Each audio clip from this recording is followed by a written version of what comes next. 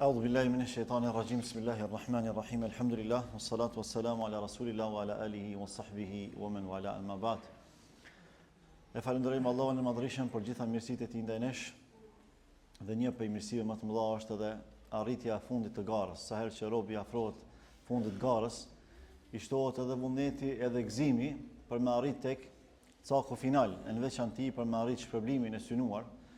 E për ne kjo garë nuk është çfarëdo garë, është garë për xhenet, është garë për takimin me Allahun subhanahu wa taala. Prandaj gëzimi që mbretëron tani në këto çaste në zemrat tona është i papërshkrueshëm, sepse shohim se shumë afër fitores jemi dhe e ndjejmë atë madhështinë në zemrat tona të qenit suksesshëm në këtë garë. Nga se njeriu kur e di se është në fundin e garës dhe është munduar që t'i përmbush të gjitha kërkesat e kësaj gare dhe e ka të qartë synimin cilin dëshiron të arrijë, padyshim se e ka një vullnet të papërshkrueshëm edhe e ka një shpresë të madhe që me u shpërbly për gjithë mundin që e ka bërë. Një prej ndjesive që besoj secili prej nesh e përjeton, qoftë edhe një herë në jetë, e besoj që edhe shumë herë në jetë, është edhe ndjesia e të qenit larg Allahut. Secili prej nesh ka raste të caktuara që e ndjen veten që është larg Allahut. Çfarë është kjo ndjesi? Çfarë do të thotë kjo? A është mesazh i zemrave të vdekura apo është mesazh i zemrave të gjalla? Pse ndodh kjo? Pse ndonjëherë kur falemi edhe e vrejmë që nuk po e përjetojmë namazin si duhet, ose kur bëjmë dhikr, kur e përmendim Allahun, kjo nuk prek shumë thellë në shpirt. Ose kur bëjmë ndonjë vepër të mirë, ndonjë bamirësi, nuk është edhe se e përjetojmë aq thellë. Kjo ndodh normalisht për shkak të arsyeve të veta që ne do t'i përmendim në vazhdim. Por para së gjithash kjo është një shenjë e gjallërisë së zemrave tona. Nga se një zemër e vdekur nuk brengoset sa është larg Allahut apo nuk është larg Allahut. Vetëm një zemër e gjallë, një zemër besimtare, brengoset për atë se mos vallë është larg Allahut. Dhe kur këtë e përjetojmë në sezone sikur se është Ramazani, në sezone të bujshme të adhurimit ndaj Allahut subhanahu wa taala, kjo është një shenjë direkte që Allahu dëshiron të na rikthej tek ai. Nëse Allahu jo çdo kujt ja mundson që ai ta analizojë veten. Nuk ja mundson Allahu çdo kujt që me përshkruar të ndjesinë e brendshme, me shpërfaq përjetimin e brendshëm, edhe me detektu varfrinë e lidhjes së tij me Allahun subhanahu wa taala. Këtë Allahu ja mundson vetëm atij që ka hajër në zemrën e tij. Prandaj dietarët kur flasin për arsyet dhe shkaqet kryesore të ndjenjes se jemi larg Allahut, fillimisht janë mëkatet e përsëritura dhe të pashoqëruara me pendim. Ne gjithë jemi mëkatar dhe gjithë jemi harrestar, por çdo herë duhet mundohemi që paralel me gabimet tona dhe me mëkatet tona të na shoqërojë dhe pendimi i sinqert.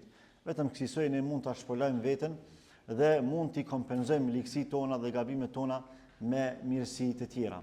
Pastaj është edhe dashuria pas dynjas, dashuria e tepërt pas mirësive të kufizuar dhe mashtruesit të jetës kësaj bote. Kur fillon zemra dhe ushqehet më tepër se sa që duhet me mirësitë e jetës kësaj bote, pastaj largohet nga krijuesi i saj, largohet nga Allahu subhanahu wa taala. Prandaj Allahu thot: "Kalla bal rana ala qulubihim ma kanu yaksibun." Jo, është ajo çfarë ata kanë vepruar arsyeja që u janë mbuluar zemrat e tyre. Pra mëkatet tona janë sikurse ai pluhuri që e mbulon një gjësen të caktuar. Edhe zemrat tona mbulohen nga pluhuri i mëkateve dhe i gabimeve. Prandaj duhet me trazuat pluhur. Me çka? Me pendim të sinqert, edhe me rikthim tek synimi kryesor që është jeta e përtejme.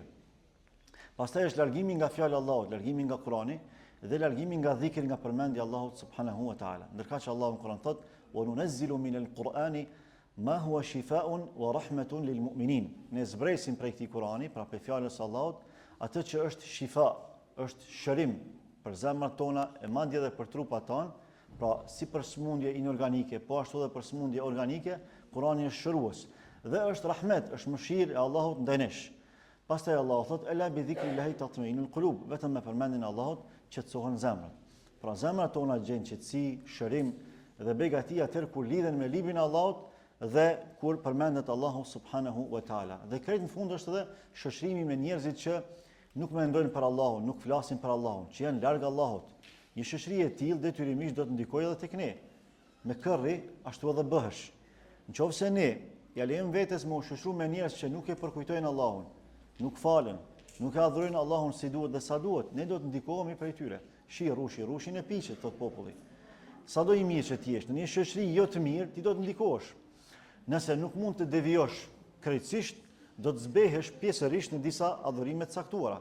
Por nëse shoqërohesh me njerëz që ta përkujtojnë Allahun, me njerëz që vazhdimisht e kanë breng, dalin para madhrisë së Allahut faqevardh dhe krenar, padyshim se ty devocioni do të shtohet, sepse qëndrimi me këta njerëz të jep ty kurajo për me vazhdu me adhuru Allahun subhanahu wa taala.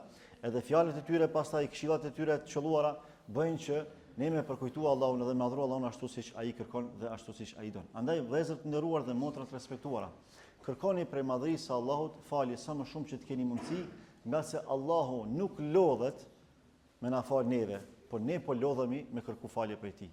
Allahu dhënë që gabimet tona të falen, të mbulohen dhe mirësitë e Allahut të shtohen ndaj nesh, sikur që kërkojmë nga madhëria e tij që ai të jetë i kënaqur për çdo gjë që ne flasim dhe veprojmë normalisht konform fjalëve të tij dhe traditës së Rasulullahit sallallahu alaihi wasallam. Allahu i shpërblet për dëgjimin.